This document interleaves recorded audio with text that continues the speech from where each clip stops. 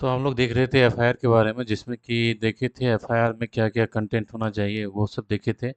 और कैसे क्या होता है, एफआईआर कब रजिस्टर्ड होता है, क्या प्रोसीजर है, एफआईआर के कितने कॉपी होते हैं, किस सेक्शन में एफआईआर रजिस्टर्ड होगा, वो सब देखे। फिर पुलिस इंचार्ज जब आपका एफआईआर रजिस्टर्ड होता है तो फिर कैसे कॉग्निजेबल ऑफेंस में वो फर्दर किस तरह से एक्शन लेता है, या फिर फिर वो एफआईआर की जो कॉपी होती है वो fourth fifteen with in 15 days में वो कैसे जो उसके कॉपी होते हैं वो फिर मजिस्ट्रेट को पास में भेजता है, किसके थ्रू। तो वो हम 154 से लेके 157 तक सीआरपीसी का देखे थे। फिर ये दिखाए थे जो कंप्लेनेंट अलग अलग होंगे, अलग अलग इन द सेंस ऑफ जो कि जो सरकमस्टांसेस ऑफ द केस यदि अलग अलग होगा मान लीजिए कि थेफ्ट का केस है तो उसका सरकमस्टांसेस अलग है, यदि मान लीजिए रेप या मर्डर का केस है तो वो सरकमस्टांसेस अलग है।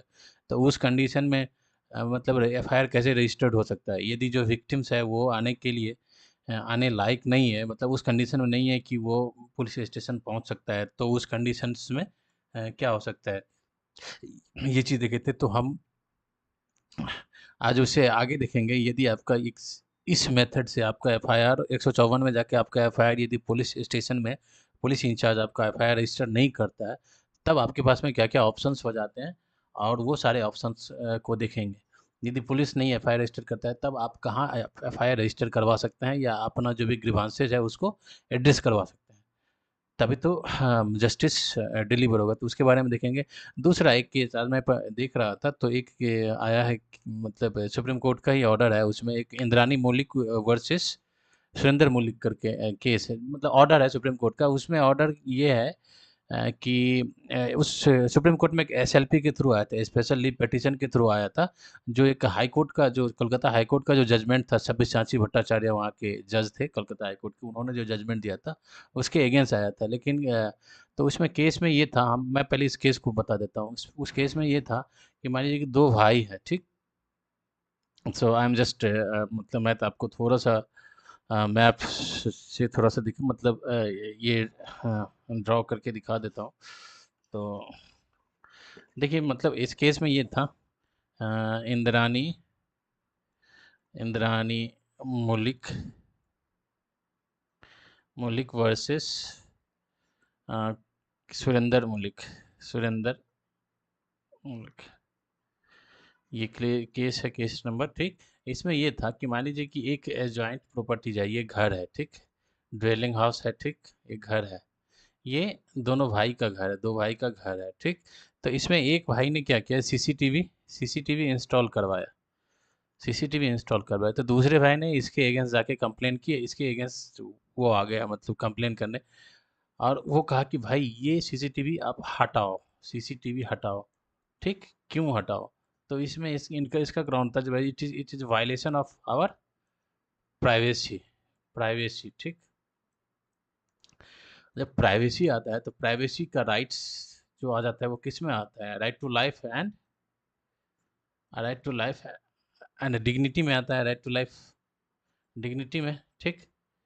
जो पुट्टू स्वामी का केस है, पुट्टू स्वामी का केस 2017, पुट्टू स्वामी केस 2017, जिसमें कि उन्होंने जजमेंट दे रखा है ना, जब प्राइवेसी जो है it is the part of right to life, ठीक। राइट टू लाइफ एंड ये right to life with dignity के साथ, ठीक।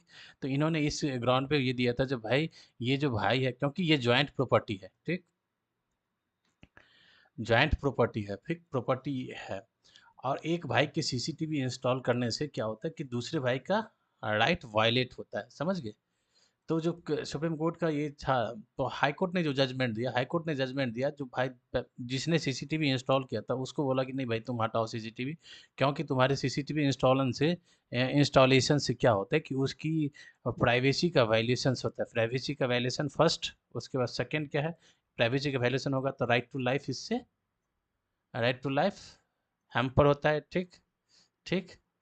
तीसरा तीसरा ये था कि भाई इससे क्या होता है, जो proper enjoyment of the property, the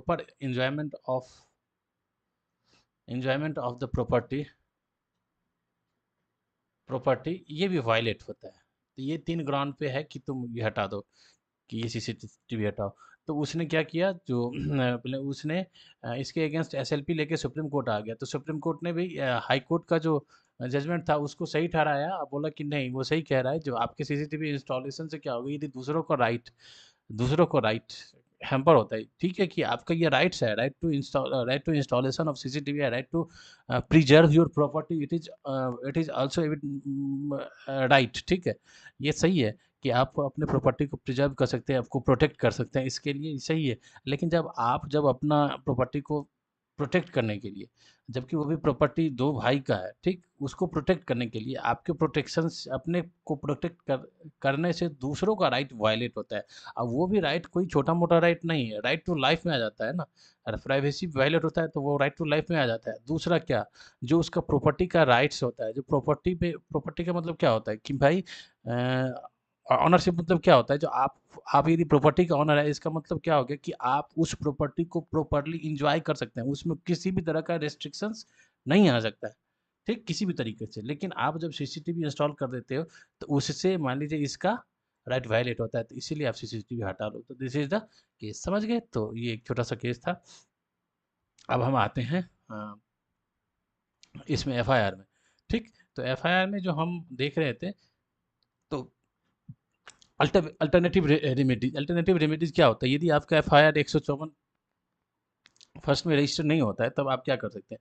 एक हुआ था कि Sakiri Vasu versus state of UP, 2007 का ये केस है। इसमें मार्कंडे काटजू मार्कंडे काटजू थे, उस टाइम सुप्रीम कोर्ट का केस है ये। मार्कंडे काटजू जो थे, उन्होंने जो अपना जजमेंट दिया, उन्होंने उसमें बताया, रेमेडीज के बारे में बताया, जो आपका यदि पुलिस केस रजिस्टर नहीं करता है, तब आपके पास में क्या रेमेडीज है और किस तरह से आप अपने राइट को फुलफिल करवाने की कोशिश करोगे। तो उन्होंने इसमें बताया कि भाई आपका यदि 154A में पुलिस रजिस्टर नहीं करता है, तब आप क्या करोगे, सुपीरियर ऑफिसर के पास, जैसे कि मान लीजिए पुलिस इंचार्ज मतलब एसएचओ हो गया, दरोगा हो गया, यदि वो आपका रजिस्टर नहीं करता है, तो आप 154(3) में जा सकते हैं। सीआरपीसी 154(3) में आप सुपीरियर ऑफिसर, इट मीन्स आप एसपी सुपरिटेंडेंट ऑफ पुलिस के पास जा सकते हैं अपना एफआईआर रजिस्टर करवाने के लिए। यदि वहां पर भी नहीं होता, यदि एसपी भी आपका रजिस्टर नहीं करता है, तब आप सीआरपीसी 36, जो सीआरपीसी 36 है, उसके अकॉर्डिंग आप किसके पास जा सकते हैं, उससे भी बड़ा सुपीरियर ऑफिसर के पास, मतलब आईजी डीआईजी, इस रैंक तक के ऑफिसर के पास आप जा सकते हैं सेक्शन 36 में। उसके बाद भी यहाँ वहाँ पर यदि नहीं रजिस्टर होता है, तब ठीक उसके बाद आप क्या करेंगे, सेक्शन 156(3)156(3) में जाके आप जो जुडिशियल मजिस्ट्रेट है उसके पास आप रजिस्टर करवा सकते हैं एफआईआर, ठीक। यदि वहाँ पर भी रजिस्टर नहीं होता है, तब आपके पास क्या राइट्स है, मतलब आपके पास चार ऑप्शन आ गए। मैं थोड़ा सा इसको दिखाने की कोशिश करता हूँ, यहाँ दिखाने की कोशिश करता हूँ। देखिए, फर्स्ट क्या हो गया कि आप 154 वन फर्स्ट में आप किसके पास जाएंगे, एसएचओ के पास, जो पुलिस इंचार्ज है उसके पास जाकर आप रजिस्टर करवाओ, ये आपका नहीं किया। उसके बाद किस में जाओगे, 154(3) में आप किसके पास जाओगे, जो एसपी है उसके पास जाओगे, इसके पास जाओगे, ये भी नहीं किया। उसके बाद आप कहाँ जाओगे, 36, ये सब सीआरपीसी है। 36 में आप जाओगे सुपीरियर, एसपी से सुपीरियर मतलब आईजी, मतलब डीआईजी हो गया, आईजी हो गया, ठीक। जो उस पर्टिकुलर स्टेट में उस रैंक पे कौन कौन ऑफिसर, मतलब एसपी के बाद जो सुपीरियर ऑफिसर है उसका क्या रैंकिंग है, उसके अकॉर्डिंग आप जा सकते हो सुपीरियर पे, समझ गए। उसके बाद 36 में भी नहीं हुआ, तब आप किसके पास जाओगे, 156(3) में आप कहाँ जा सकते हो, जुडिशियल मजिस्ट्रेट के पास, जुडिशियल मजिस्ट्रेट के पास, वहाँ पे आप जा सकते हो 156(3) में आप एफआईआर रजिस्टर करवाने के लिए। जब यहाँ पर भी नहीं होता है, तब आपके पास राइट्स बचता है किसमें, 482, सीआरपीसी 482। इसमें क्या है, हाईकोर्ट के पास इनहेरिटेंस पावर है, ठीक, inheritance power of the high court है। केवल यदि एक चीज है, यदि एक बार एफआईआर रजिस्टर्ड हो जाता है, तो केवल हाई कोर्ट के पास में ही पावर है, जो 482 में जाके वो एफआईआर को क्वेश करा सकता है। यदि आपका एफआईआर रजिस्टर नहीं कर रहा है, तो हाई कोर्ट के पास में इनहेरिटेंस पावर है। इसका क्या मतलब है, हाई कोर्ट कोई भी ऑर्डर दे सकता है, ठीक, उस स्टेट के अंदर, ठीक। तो हाईकोर्ट कोई भी ऑर्डर दे सकता है। यदि आपका एफआईआर, आपका केस जेन्युइन है, आप जा रहे हैं हाईकोर्ट के पास, तो 482 में फिर कोर्ट ऑर्डर करेगा भाई पर्टिकुलर ऑफिसर्स को, पर्टिकुलर सर्कल ऑफिसर्स को, और फिर आपका एफआईआर 482 में रजिस्टर हो सकता है। फिर उसके पास ये हाईकोर्ट के पास, उसके बाद हाँ एक और है, 482 से पहले एक है, 482 तो हाईकोर्ट में तो आप एक एक्सट्रीम स्टेप हुआ, मतलब जब आपकी इधर नहीं हो, एक होता है आपका सीआरपीसी में, सीआरपीसी 200 में है, आप क्रिमिनल क्रिमिनल कंप्लेन कोर्ट में जाके डाल सकते हैं, क्रिमिनल कंप्लेन डाल डाल सकते हैं, ठीक। इससे क्या होगा, फिर कोर्ट में आप जब क्रिमिनल कंप्लेन डालेंगे तो फिर इस पे जो मजिस्ट्रेट है वो प्रॉपर एक्शन लेगा।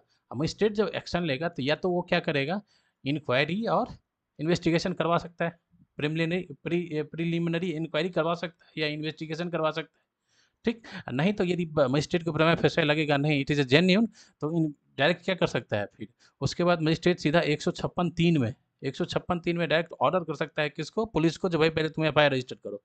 तो मजिस्ट्रेट पुलिस को ऑर्डर करेगा एफआईआर रजिस्टर करो, तब जाके फिर पुलिस रजिस्टर करेगा, फिर फर्दर इन्वेस्टिगेशन। जब तक पुलिस रजिस्टर नहीं करेगा तब तक केस का कॉग्निजेंस नहीं होगा, तब तक कोई फर्दर एक्शंस नहीं हो सकता है। पुलिस रजिस्टर करेगा तब वो केस मोशन में आएगा, फिर पुलिस इन्वेस्टिगेशन स्टार्ट करेगा, इन्वेस्टिगेशंस के बाद जो भी आगे का प्रोसीजर होता है वो स्टार्ट होता है। तो एक क्रिमिनल कंप्लेंट, आप क्रिमिनल कंप्लेंट कर सकते हैं सेक्शन 200 सीआरपीसी में। उसके बाद भी आपके पास ऑप्शन है, एक तो 482, 200 में यदि नहीं आप वहाँ पे करवा पा रहे हैं किसी भी सर्कमस्टांसेस की वजह से, then you have two options under the CrPC section 482 में आप जाके हाई कोर्ट में हाई कोर्ट जा सकते हैं, जिसमें inheritance power of the high court होता है, वो उसके थ्रू होगा। उसके बाद आपके पास बचता है रिट। रिट हो गया दो, रिट दो हो जाता है, एक 226 इन आर्टिकल्स, कॉन्स्टिट्यूशन का आर्टिकल 226 और आर्टिकल 32, ये दो रिट है। रिट के थ्रू आप हाई कोर्ट जा सकते हैं, उसमें उसके थ्रू फिर आप ले। रिट में क्या होता है, जो आपका एब्सोल्यूट उसमें अथॉरिटी पावर मिलता है, उसमें किसी भी चीज़ को आप रिट के थ्रू आप जा सकते हैं, तो वहाँ से फिर कोर्ट ऑर्डर कर सकता है, फिर होगा। तो दिस इज़ द मेथड, मतलब आपके पास रेमेडीज ये मतलब आपका यदि पुलिस एफआईआर नहीं रजिस्टर्ड करता है तब आपके पास में क्या क्या ऑप्शन हो है वो देख लिए, ठीक। नेक्स्ट नेक्स्ट में हम आते हैं कि ये है क्या, 200 हो गया हाई कोर्ट, ये ठीक। अब आते हैं doctrine related to FIR. FIR से रिलेटेड कुछ मतलब जो इंपॉर्टेंट थिंग है वो, एक है डॉक्ट्राइन ऑफ अपडेटिंग कंस्ट्रक्शन। ये डॉक्ट्राइन ऑफ अपडेटिंग कंस्ट्रक्शन का मतलब क्या हुआ, ये एक जिसमें जस्टिस भगवती ने एक केस हुआ था, national textile union, national textile worker union versus state of Maharashtra, union versus Maharashtra का ही केस था आई थिंक, ठीक है।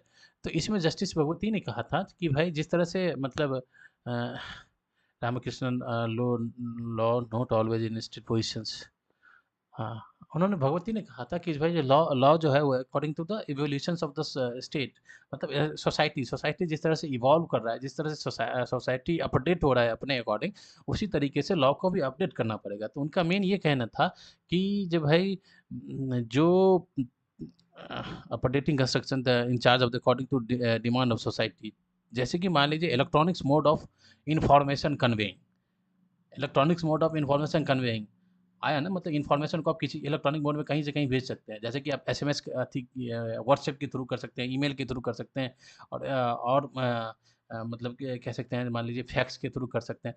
तो ये इन्फॉर्मेशन कन्वेइंग का एक मेथड है।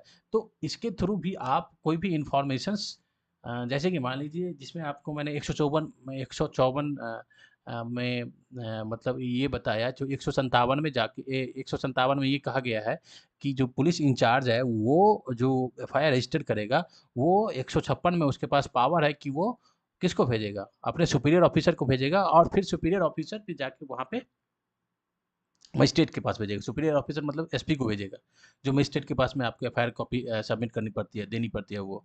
तो इसमें मतलब ये है, जो मैसेजिंग का कन्वेइंग करने के लिए यदि सोसाइटी इवॉल्व कर रहा है तो उसको हम यूज़ कर सकते हैं, ठीक। और क्योंकि आपका जो सीआरपीसी है जो भी बना हुआ है, तो एक टाइम में बना, और उसमें जो अपडेशन अकॉर्डिंग टू सोसाइटी में जो अपडेट आएगा तो उसके अकॉर्डिंग हम अप्लाई कर सकते हैं। मतलब ये हुआ कि जो भाई आप इलेक्ट्रॉनिक मोड में एफआईआर रजिस्टर कराना चाहेंगे तो वो भी वैलिड होगा, वो भी होगा, करवा सकते हैं, ठीक। आप मान लीजिए कि व्हाट्सएप के थ्रू कंप्लेन करना चाहेंगे, या मान लीजिए ईमेल के थ्रू करना चाहेंगे, या इलेक्ट्रॉनिक मोड में एफआईआर करवाना चाहेंगे, तो वो उस पे एक्शन लेना अथॉरिटी का काम है, वो भी उसके होगा, इक्वल होगा। मान लीजिए कि आपने कंप्लेन की, फ़ोन किया, तो भाई यहाँ पे एक हादसा हो गया है, या किसी का मर्डर हो गया, किसी का पैर टूट टूट गया है, तो आप जब करते हैं तो इसका क्या मतलब, जो अथॉरिटी है वो इसको क्या कंसर्न लेता है, तभी तो फिर जाके एक्शन करता है, वो आता है, देखता है, फिर उसके बाद फर्दर प्रोसीडिंग स्टार्ट तो होता है ना। तो ये क्या हो गया, सोसाइटी इवॉल्व किया, आपने उसको कंप्लेन की, फिर उसके ऊपर एक्शन हुआ, समझ गए। स्टेट हमारा सा, फिर एक दूसरा कौन सा है, Praful B Desai versus state of Maharashtra. Doctor must be applied like email, electronic message applied, यही उसी के बारे में कह रहा है। मतलब ये है कि जो भाई पहले ज़माने में क्या होता था, पोस्ट के थ्रू आप पोस्ट ऑफिस का यूज़ करके आप मैसेज को कन्वे करते थे, लेटर इसके थ्रू। लेकिन अब क्या हो गया, सोसाइटी अपडेट हो गया, तो ईमेल और इलेक्ट्रॉनिक्स इसके मैसेज के थ्रू भी आप अपनी कंप्लेन, मतलब जो भी आपका ग्रीवांसेस है उसको रिड्रेस करना पड़ेगा। मेन है जो आप, मेन है क्योंकि सोसाइटी का मेन मतलब काम क्या है, जस्टिस का मतलब क्या हो गया कि सोसाइटी के अंदर रूल ऑफ लॉ लाना और जस्टिस को एस्टैब्लिश करना। ठीक, मेन मेन फोकस या एम क्या है, जो रूल ऑफ लॉ को प्रॉपरली इम्प्लीमेंट करना और क्या करना, जस्टिस देना। अब उसके लिए जितने भी मीन्स, मतलब जितने भी वे का यूज किया जाएगा, वो क्या हो गया, एक सब्सिडरी उसका हो गया। ठीक, मतलब जितने भी रास्ते का यूज़ करके वहाँ तक पहुँचना है, कहाँ तक पहुँचना है, रूल ऑफ लॉ को प्रॉपर्ली इम्प्लीमेंट करना और जस्टिस को डिलीवर करना। तो उसी में जिस तरह से सोसाइटी अपडेट हो रहा है, उसके अकॉर्डिंग जो अलग-अलग मोड ऑफ मैसेजिंग है, मोड ऑफ कन्वेइंग है, उसको यूज़ कर सकते हैं, समझ गए। डॉक्ट्रिन ऑफ इम्प्लाइड पावर, ये इम्प्लाइड पावर क्या हो गया कि मतलब भाई एक तो डायरेक्ट पावर होता है, चलो भाई आपको मैंने इस ये राइट्स दे दिया, ठीक? और एक इम्प्लाइड पावर क्या होता है, उस डायरेक्ट जो पावर आप राइट्स दिया गया उससे रिलेटेड, उसको जब हम मतलब इंटरप्रेट करते हैं तो उससे निकल के आता है, समझ गए। तो हो गया implied power. Implied power in Sakiri Vasu 2000 के 2007 में supreme court state the magistrate give order under the 156(3) में डायरेक्ट लॉजिंग द, मतलब ये कह रहा है कि जो भाई मतलब मजिस्ट्रेट के पास में ये अथॉरिटी है, अथॉरिटी है वो कहाँ से आई है, इम्प्लाइड पावर से। इम्प्लाइड पावर ये होता है, जो डायरेक्ट पावर है उसको जब आप प्रॉपर्ली उसको इंटरप्रेट करते हैं, इंटरप्रेट करने के बाद इम्प्लाइड पावर निकल के उससे आता है। तो उस इम्प्लाइड पावर के अकॉर्डिंग मजिस्ट्रेट के पास में ये पावर है, जो पुलिस अथॉरिटी को वो ऑर्डर कर सकता है, मतलब पुलिस अथॉरिटी को वो कह सकता है कि 156(3) में जाके तुम एफआईआर लॉन्च करो। जैसे क्रिमिनल कंप्लेंट बताया ना, क्रिमिनल कंप्लेंट करेंगे तो उसको लगेगा जेन्युइन है, तो फिर 156(3) में जाके वो करवा सकता है रजिस्टर्ड।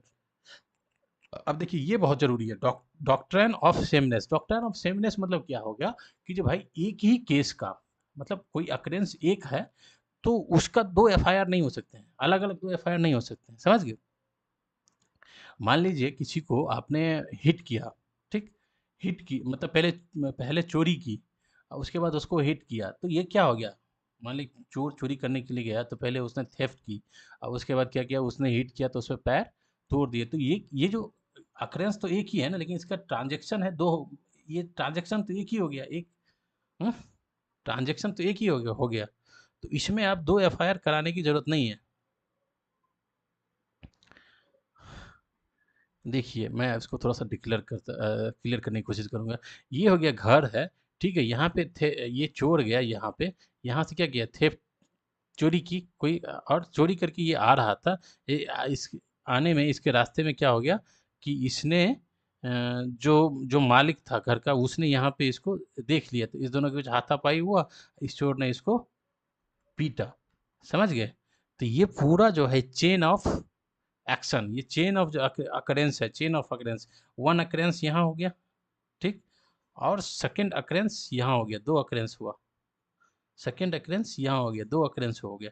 तो ये दोनों जो है ना, इसको आप अलग-अलग करने की ज़रूरत नहीं है। ये नहीं है कि इसके लिए आप एफआईआर 1 करोगे और एफआईआर 2 इसके लिए, ये करने की ज़रूरत नहीं है, क्योंकि ये सेम ट्रांज़ैक्शन का पार्ट है, एक ही ट्रांज़ैक्शन का पार्ट है, क्योंकि इसमें यहाँ पे इसका मोटिव क्या है? चोरी करना। ये इसने चोरी किया, चोरी करने के बाद ये अपना जो भी माल था ये लेकर जा रहा था, जो भी सामान था वो लेकर जा रहा था। तो ये जो ट्रांज़ैक्शन है सेम ही ट्रांज़ैक्शन है, समझ गए? तो इसमें 2 एफआईआर करने की ज़रूरत नहीं है। हाँ, लेकिन यहाँ पे एक चीज़ है कि यदि टाइम पीरियड बढ़ जाए, मान लीजिए कि आज चोरी की, आज थेफ्ट हुआ, ठीक? और ये 1 दिन के बाद यहाँ पे इधर से ये जा रहा था, मान लीजिए यहाँ पे आके के रुक गया उस रात में, नेक्स्ट डे यहाँ से जा रहा था, तब इसमें फाइट हुआ। तो अकॉर्डिंग टू मतलब फिर ये इसमें बहुत ज़्यादा गैप आ जाता है, तब इसके 2 एफआईआर रजिस्टर्ड हो सकते हैं, ठीक?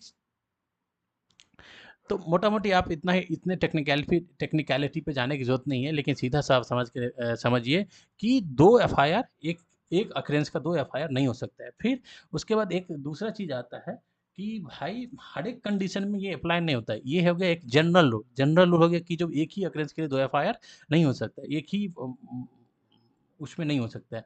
लेकिन यहाँ पे एक दूसरा रूल आता है कि जो भाई सब्सिक्वेंट एक्शंस जो होता है, मान लीजिए कि यहाँ पे लड़ाई हो गया।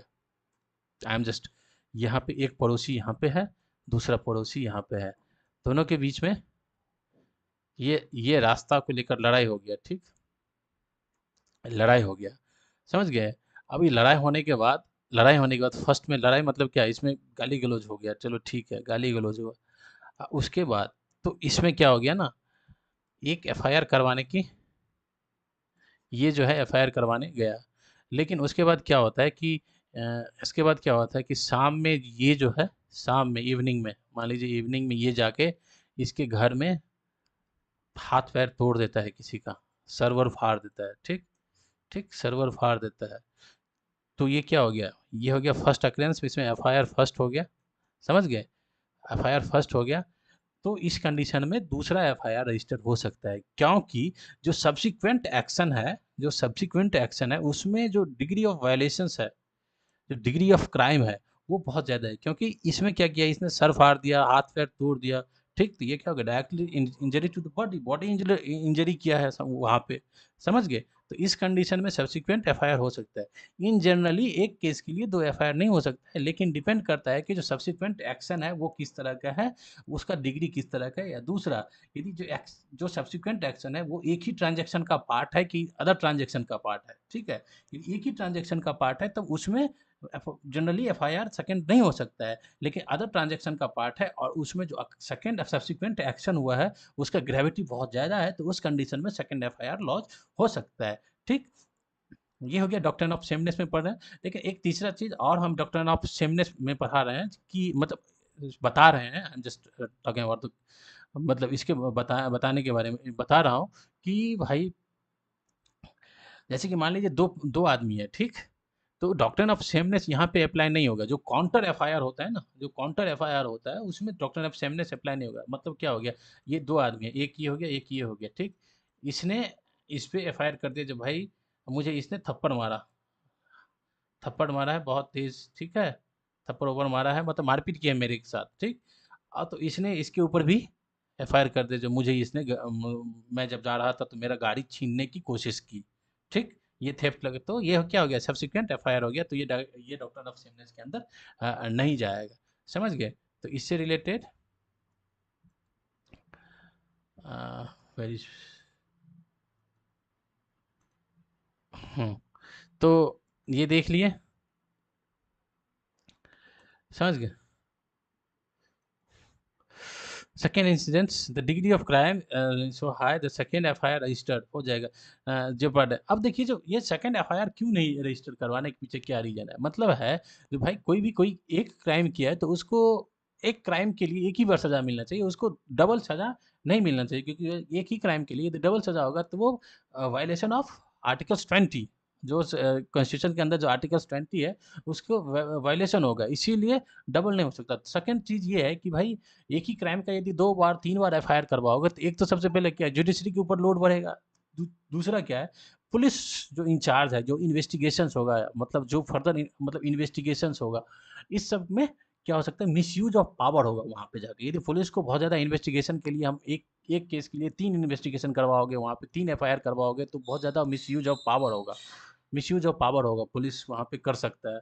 तो एक्चुअल जो जस्टिस मिलनी चाहिए, जो जस्टिस का डिलीवरी होना चाहिए, वो नहीं हो पाएगा। इसीलिए एफआईआर को जितना कंसाइज़ और जितनी ज़रूरी हो जस्टिस के लिए उतना ही करने की ज़रूरत है। ये नहीं है कि एफआईआर आप 10 एफआईआर करवा सकते हैं, ये नहीं है। वो डिपेंड करता है सर्कमस्टांसेस ऑफ द केस, ठीक है? तो फर्स्ट इसमें डबल जब मतलब एक के क्राइम के लिए 2 बार नहीं सज़ा मिले इस वजह से। दूसरा, जो जुडिशरी का भी लोड एक कम रहे जुडिशरी के ऊपर। सेकंड ये है कि पुलिस के पास उतनी काम दे दोगे, पुलिस भी मिसयूज़ करेगा पावर को फिर उस जाके। तो इसीलिए ये सब के कंडीशंस को ध्यान में रखते हुए डॉक्ट्रिन ऑफ सेमनेस अप्लाई होता है, ठीक? नुपुर शर्मा केस में क्लबिंग ऑफ एफआईआर हुआ था। क्लबिंग मतलब नुपुर शर्मा केस में क्या हुआ था कि नुपुर नुपुर शर्मा के अगेंस्ट उसने जो कुछ मतलब बोला था टेलीविजन चैनल पे, तो उसमें क्या हुआ कि उसके लिए पूरे इंडिया में बहुत जगह उसके एफआईआर हो गया। तो फिर उसने मतलब सुप्रीम कोर्ट में अपना रिट डाला होगा। तो कोर्ट ने बोला कि जी भाई ये सही नहीं है, फंडामेंटल राइट्स का वायलेशन हो गया, क्योंकि एक ही आदमी को आप 500 एफआईआर करवा रहे हो, ठीक है, तो उसमें उसका फंडामेंटल राइट्स का वायलेशन हो जाएगा ना। इसका मतलब 500 एफआईआर मतलब 500 बार उसको सजा दिलवाओगे, तो ये फिर आर्टिकल्स 20 जो है उसका वायलेशन हो जाएगा। इसीलिए क्लबिंग ऑफ एफआईआर मतलब सारे एफआईआर को क्लब करके किसी एक प्रॉपर जगह पे मतलब उसको वहाँ से एक्ट किया जाएगा, वहाँ से जो प्रोसीजर है उसको आगे बढ़ाया जाएगा। पूरे इंडिया में आप केस कर दोगे तो उससे कुछ होने जाने वाला नहीं है, ठीक है। तो ये पूरे एफआईआर से रजिस्टर्ड रिलेटेड थिंग था। लेकिन अब हम आगे भी इसको देखेंगे, जब उसमें देखें, अब हम आगे देखेंगे जो काइंड्स ऑफ एफआईआर क्या होता है। और एफआईआर में according to the complainant, complainant कौन है उस पे एफआईआर क्या क्या होता है, विक्टिम कराया है कितने में करा सकता है, जो थर्ड पार्टी है वो कितने, वो कौन से सेक्शन में करवा सकता है। उसके बाद जो पुलिस है वो सू मोटो किस में 157 में जैसे सू मोटो पुलिस एफआईआर करवा सकता है। जीरो एफआईआर क्या होता है, ठीक। उसके बाद jurisdiction of the police, jurisdiction of the police देखेंगे, जुरिडिक्शन ऑफ द मजिस्ट्रेट देखेंगे। तो ये सब हम एफआईआर के बारे में देखेंगे। फिर उसके बाद आगे नेक्स्ट एक बहुत फेमस केस है ललिता कुमारी versus state of Uttar Pradesh. इसमें एक लैंडमार्क जजमेंट था सुप्रीम कोर्ट का। उसमें एफआईआर को रजिस्टर करने से रिलेटेड बहुत सारा उसमें उन्होंने अपना एक गाइडलाइंस दिया था, जो किस किस कंडीशन में इमीडिएट एफआईआर रजिस्टर करना है, और किस किस कंडीशन में जो आपको यदि इंक्वायरी करनी है प्रॉपरली, पहले इन्वेस्टिगेशन इंक्वायरी करनी है, तो वो करने के बाद अब एफआईआर रजिस्टर कर सकते हैं। तो हम ये ललिता कुमारी वाला केस देखेंगे। तो अब नेक्स्ट में हम देखेंगे ये सब चीज़ें। Thank you for watching this.